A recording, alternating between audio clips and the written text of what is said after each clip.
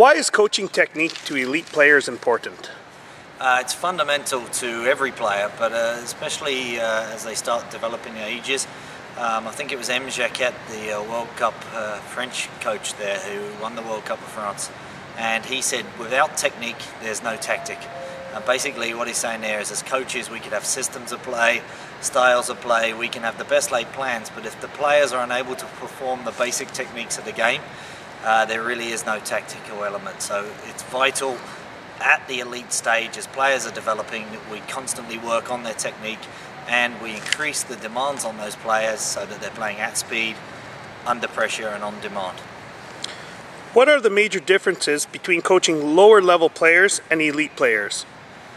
I think the biggest differences in coaching elite players is how you can challenge them. It's easier, I would say, to take a player from 50% of their capacity up to about 80–85% of their overall capacity. But the hardest part of the game is training the elite players and getting maybe that last 5–10%. And really, you have to concentrate on the attention to detail with the players.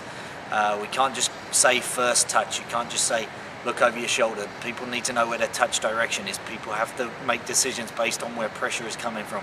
So it's very important that we create the environment in their training and in their technical training especially that is as game realistic as possible. And that way we can challenge the elite players, similar that we do to the lower level and the recreational players, by just basic technical drills, but the demands become higher on the elite player. How do you motivate elite players during practice? I think one of the big motivations, obviously at any age and any stage or level of play, is practice needs to be enjoyable. Now, obviously if the drills aren't demanding or challenging enough, that can decrease the enjoyment for players and they can become bored. So we need to progress the sessions, we need to make them as game realistic as possible, give them time challenges, directional challenges, make it as game realistic as possible. And for the elite player, the challenge really is, it has to come from within, and the best professionals challenge themselves. So it's, can I take my game to the highest level that it will allow me? Can I continue to push myself? Everybody can improve.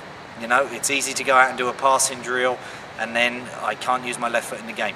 So you challenge the players on their weaknesses, and if you concentrate on where they can continue to improve, then you're always challenging them to get a little bit better, and then the motivation comes within on their own time to put that into practice themselves.